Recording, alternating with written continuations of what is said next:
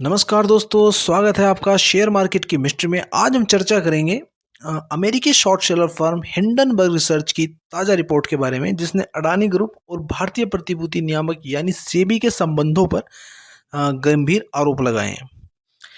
Hindenburg research ने एक बार फिर अडानी ग्रुप के खिलाफ बड़े दावे किए हैं। इस बार के आरोपों में सेबी की चेयरपर्सन माधवी बुच और उनके पति धवल बुच का नाम भी शामिल है।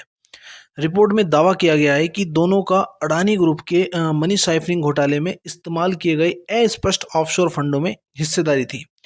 जो लोग मनी साइफरिंग या ऑफशोर फंड के बारे में नहीं जानते, उनके लिए मैं बता देता हूं कि मनी साइफरिंग का मतलब होता है कि एक ऐसी वित्तीय धोखाधड़ी की प्रक्रिया जिसमें धन को अवैध तरीके से एक जगह से दूसरी जगह पर स्थानांतरित किया जाता है ताकि उस धन पर टैक्स बचाया जा सके और उस धन का जो गलत प्रयोग किया जा रहा है उसे छिपाया जा सके। वहीं पर ऑफशोर फंड का मतलब होता है कि इस धन के द्वारा टैक्स हेवन देशों में संचालन शुरू करना, जिससे ये company corporate tax, capital gain tax आदि को बचा सके। इसके अलावा ये टैक्स हेवन देश जो होते हैं वो लेन देन और निवेश को गुप्त रखने में भी इनकी मदद करते हैं। हिंडनबर्ग की रिपोर्ट में कहा गया है कि अडानी समूह पर सबूत पेश किए लगभग 18 महीने हो गए हैं। इस दौरान उन्होंने मॉरिशस स्थित सेल कंपनियों के एक नेटवर्क का खुलासा किया। इन कंपनियों का इस्तेमाल संदिग्ध अरबों डॉलर के अघोषित संबंधित पार्टी लेन देन, अघोषित निवेश और स्टॉक हेरफेर के लिए किया गया है। रिपोर्ट में कहा गया है कि 40 से अधिक स्वतंत्र मीडिया जांचों और सबूतों के बावजूद भी सेबी ने अडानी समूह के खिलाफ कोई सार्वजनिक कार्रवाई नहीं की है। इसके बजाय 27 जून 2024 को सेबी ने हिंडनबर्ग को एक कारण बताओ नोटिस भेजा, जिसमें उनके 106 पेज के विश्लेषण में किसी तथ्यात्मक त्रुटि का आरोप नहीं लगाया गया, बल्कि सेबी ने यह कहा कि दिए गए जो सबूत हैं वह अपर्याप्त हैं। हिंडनबर्ग ने आरोप लगाया कि सेबी की चेयरपर्सन माधवी बुच और उनके पति धवल बुच का उसी अस्पष्ट ऑफशोर बरमूडा और मॉरिशस फंड में सीक्रेट हिस्सेदारी थी, जिसका इस्तेमाल अडानी ग्रुप के विनोद अडानी ने किया था।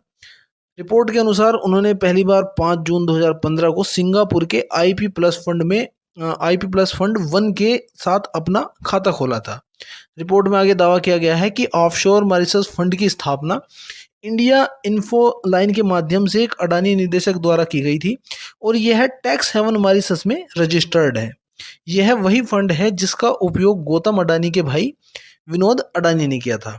हिंडनबर्ग ने कॉर्पोरेट मामलों के मंत्रालय के रिकॉर्ड की एक प्रति प्रस्तुत की, जिसके अनुसार सेबी चेयरपर्सन के पास एगोरा एडवाइजरी नामक एक कंसल्टेंसी बिजनेस की 99% की हिस्सेदारी है, जहां उनके पति एक निदेशक हैं। रिपोर्ट में कहा गया है कि साल 2022 में इस इकाई ने कंसल्टेंसी से लगभग $2,61,000 का राजस्व प्राप्त किया। हिंडनबर्ग ने कहा कि यदि सेबी वास्तव में ऑफशोर फंड धारकों को खोजने की कोशिश कर रहा था, तो शायद उन्हें सेबी चेयरपर्सन को आईने में देखकर शुरुआत करनी चाहिए थी। जनवरी 2023 में हिंडनबर्ग ने अडानी ग्रुप पर शेयरों में हेरफेर और ऑडिटिंग फ्रॉड का आरोप लगाते हुए एक रिपोर्ट प्रकाशित की थी, जिसे कॉर्पोरेट इतिहास का सबसे बड़ा घोटाला करार दिया गया।